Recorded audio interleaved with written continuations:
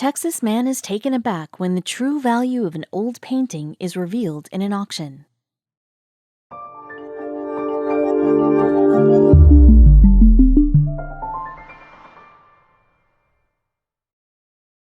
But before we start, please make sure to subscribe to m&rtv and hit the bell so you never miss any upload from us.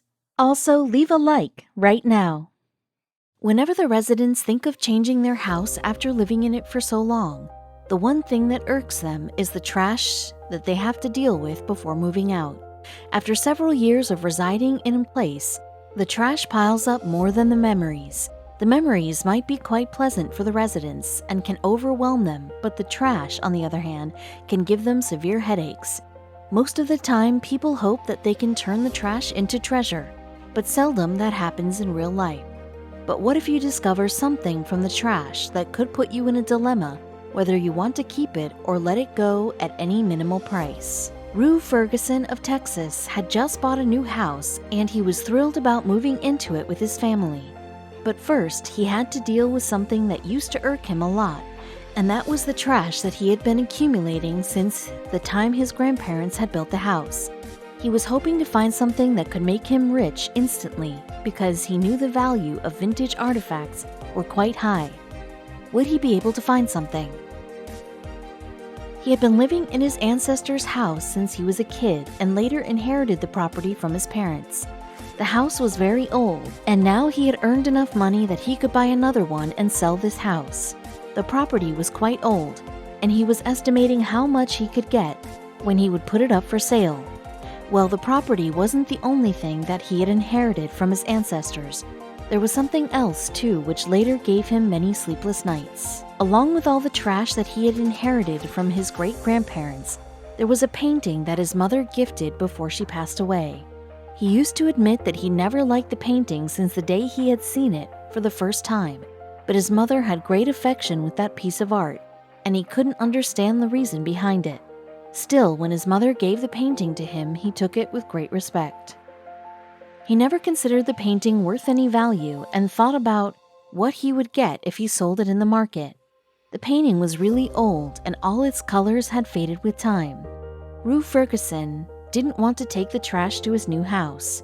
He wanted to style his new house in a modern way, so he thought of contacting someone who could suggest him a way to get rid of the old painting.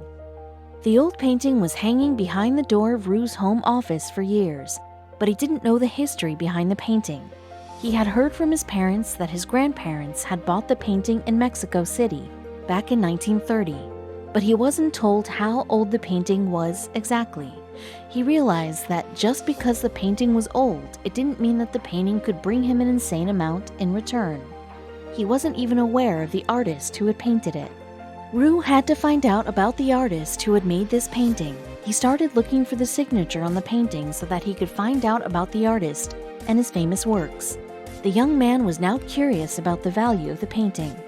Luckily, the next day when he was listening to the news, he came to know that the Antiques Roadshow was coming to their town. This made him jump in excitement. He thought that now his problem was solved. Was it really so? But before taking any steps, he had to discuss the matter with his family. So when they sat down to have dinner that night, he asked for their suggestions. He told them that he was thinking of selling the painting. His wife was happy with this decision because she too never liked the painting, so she readily agreed to sell it off. After the discussion, Rue started to search for the contact number of the Roadshow so that he could have a brief talk about the painting with the makers of the show. Soon he gathered all the information and contact numbers of the people who were organizing the show. He dialed the number and told them about the painting.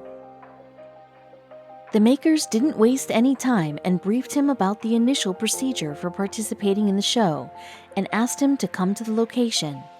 He was happy when he put down his phone and started looking for a way to commute to the roadshow from his home. Would he be able to get a decent amount for the old painting? While he was doing so, he looked at the painting for the last time before wrapping it inside the box. He found himself motionless staring at the painting. Though he was no aficionado of art, he was not able to understand why a painter would have painted an average-looking man, and why would have anyone bought this painting. The painting depicted a man wearing a loose white linen suit. brown leather sandals along with a wide straw hat. It seemed to him like the man in the portrait gazed back at Rue with a frown, his stern, unsmiling mouth forever poised in almost bitter expression. He never knew about the backstory of the painting. Suddenly, Rue had a strange feeling. Something inside him made him touch the painting.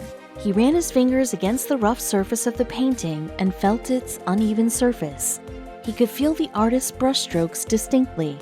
Rue could make out that the painting was done with oil paint, and this made him think about the worth of the painting. He looked at the painting one more time and doubted if it could get him any money. But then he thought at least the frame might fetch a few dollars. If only he had a little idea about the painting, his statement would have been different. He was somewhat curious to know about the painting's backstory, which had been hanging on the back of his office door for years now. Rue wanted to know if it was a genuine piece of art. Some years back, a person had come to their house to appraise the painting and told the family that while the painting was nice, it was a fake. Rue remembered the person's words exactly and wanted to make sure of its originality before he could hand over the painting to the Antiques Roadshow. Would he be able to find the truth behind the painting? Rue's family had believed the painting was an early piece of work by the renowned artist Diego Rivera. But as per the person who came for evaluation, this wasn't painted by the famous painter Diego, but the style was somewhat similar to what he used to paint. Several questions were running inside his mind. He tried to find some clues that could help him solve the mystery. So he sat on a chair in his study with the painting on his lap and started looking for the smallest clue that he could find in the painting. While he was doing so, he came across the artist's signature that was clearly visible in a corner. When he examined the signature, he found something strange about the painting. What was it? He tried to focus on the signature. Something about it made him bite his nails out of curiosity. He could make out the name under which the signature was signed. The name that was written on the bottom was of the artist Rivera. There was one thing that was continuously questioning the originality of the painting, and that was the way the artist had signed the painting. It seemed to him like Rivera had signed it in a hurry. But why would he have signed the masterpiece in a hurry? Rue didn't want to waste any more minutes searching for clues because his research wasn't helping him find the answers to his questions. He impulsively bundled up the painting and hauled it to the place where the popular reality show Antiques Roadshow was being filmed in Texas. He came to know that Colleen Fesco, a senior appraiser, had come to the show to appraise the treasures that was hidden inside the city. When he reached there, he saw a long queue of people standing with artifacts in their hands. It dawned upon him that the journey to find the truth wasn't that easy as it seemed to him. Every person in the queue had to tell a little backstory about the artwork they were carrying along with them. This was the initial criteria that everyone had to follow to get themselves registered for the show. It was done so that the roadshow had only antique and genuine pieces on display. But Rue was yet to find out the originality of the painting that he was carrying. He felt as if he skipped a heartbeat. He couldn't think of any particular story that he could tell people who were registering for the show. Would he be able to pass the test? He had to think of something to get out of this situation, because no matter what, he had to find answers to all his questions and sell off the painting. What would he do now? Rue's family was quite famous in the town, so he thought he might be able to skip the questions required to get an entry into the roadshow. So he started to find someone who he might know so he could directly enter the place. After a while, he found a person who was helping in managing the whole show. He didn't waste a moment and straight away went to that person for help. Would the person get him through the long queue? Luckily, the man recognized him and allowed him to go inside the show without any questions, and filled his registration form too. Rue felt as if he had passed a huge hurdle that could possibly come between him and the truth about the painting. He sighed in relief as he moved inside the room in which the show was being filmed. His eyes hurriedly searched for the appraiser because now he wanted to sell off the painting as soon as possible. He waited for a while and waved his hand to the appraiser. When Colleen Fesco saw him, she came near the painting to examine it. There was no doubt that Rue was a bit scared of the consequence of the appraiser too, realizing that the painting was a fake. But her expression changed the moment she set her eyes on the painting. Rue, on the other side, was just praying it to be a positive sign. Rue could make out from her expression that she was amazed by the painting. Had she seen something that could have gone unnoticed by him? He too focused his eyes on the painting to guess what she was looking at. She then turned her head to face Rue.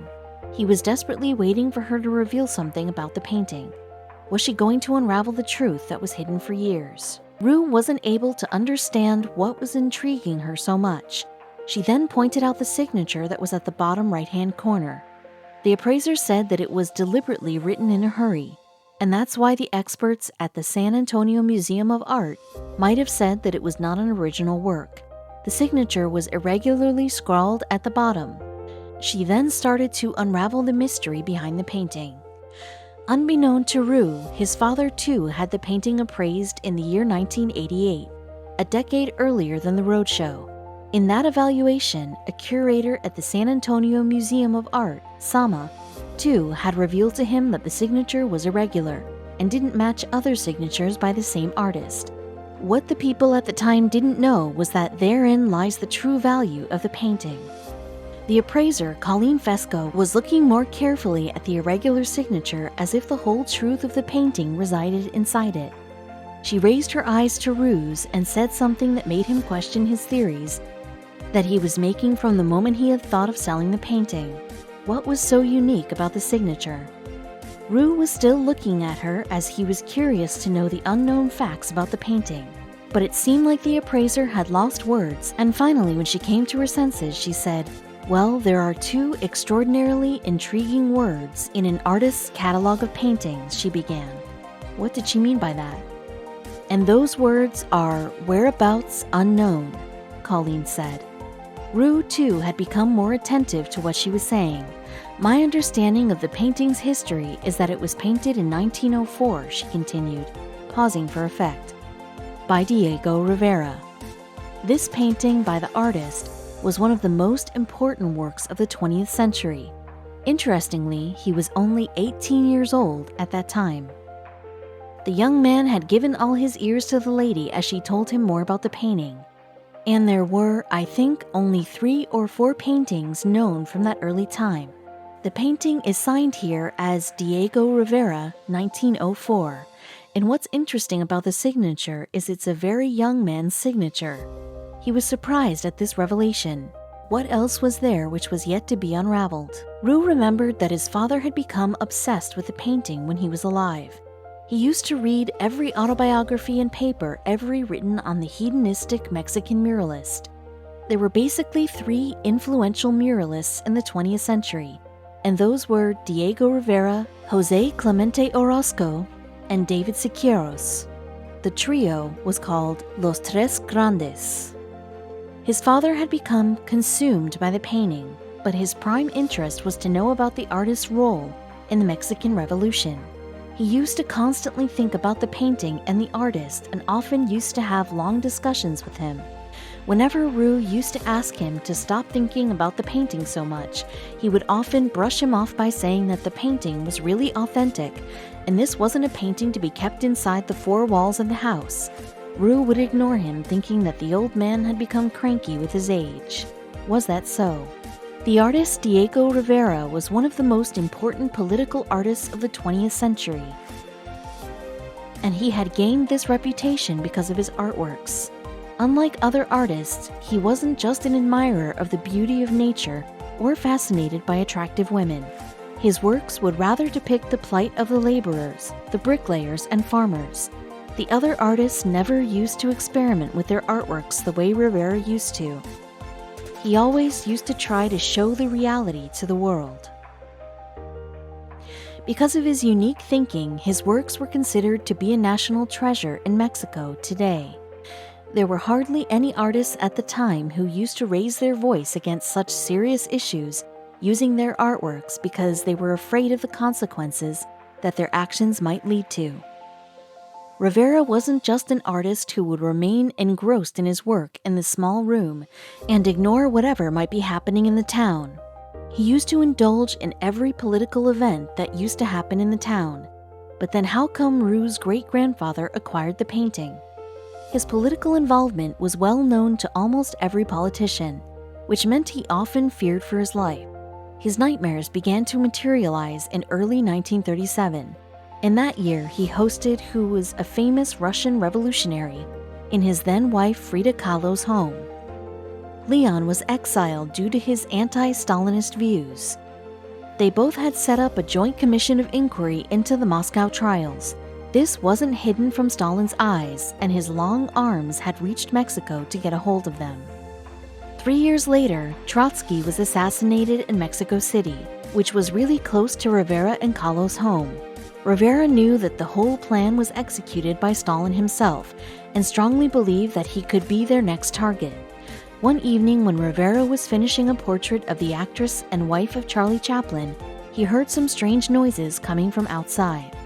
He and his wife were startled with screeching sounds of brakes outside their house. His wife rushed to investigate the strange noises. When she came out of her house, she was surprised when she saw some suspicious-looking men sitting inside the cars with guns in their hands. She ran to the nearest phone booth to alert her husband about the danger. Rivera didn't waste any time and escaped by hiding on the floor of his station wagon with the help of his assistant, who helped him to reach a safe place. He fled to San Francisco because he feared that plainclothes policemen might frame him in the assassination case of Trotsky. So he remained underground for 5 months in San Francisco. What would he do next? I want to make clear to you that the difficulties that have been created for me within the last few days are the result of the work of Mexican agents of the Stalin Nazis who want to avoid my going to the States, to injure me here in every way, and assassinate me if possible. He told his fears to a close friend. While he remained underground in San Francisco, he went on to paint one of the most important pieces of art in America, titled Panamerican Unity. After she told Rue about the back history of the artist, Colleen went on to unravel more secrets related to the artist and the painting. What next was she going to tell? She continued, "The research that we found in the authentication process is that it had been missing. In the records of Mexico City, it was unknown where is the painting. Where is El Albañil, which is the laborer? It was an important painting for him in 1904, and then it disappeared." After listening to all the revelations, Rue was stunned with the discoveries. He stared at the appraiser in disbelief when she said that the painting had disappeared all of a sudden. Would he be able to put the missing pieces of the puzzle and solve the mystery? "Well, I think you have something of a painting trifecta here," Colleen said. "The painting itself is by a very important artist. It has a terrific history being purchased in Mexico in 1930, and it's a very beautiful and important painting, so trifectas usually pay pretty well." Rue's face lightened up when he heard the statement. He started estimating the value he could get for the painting.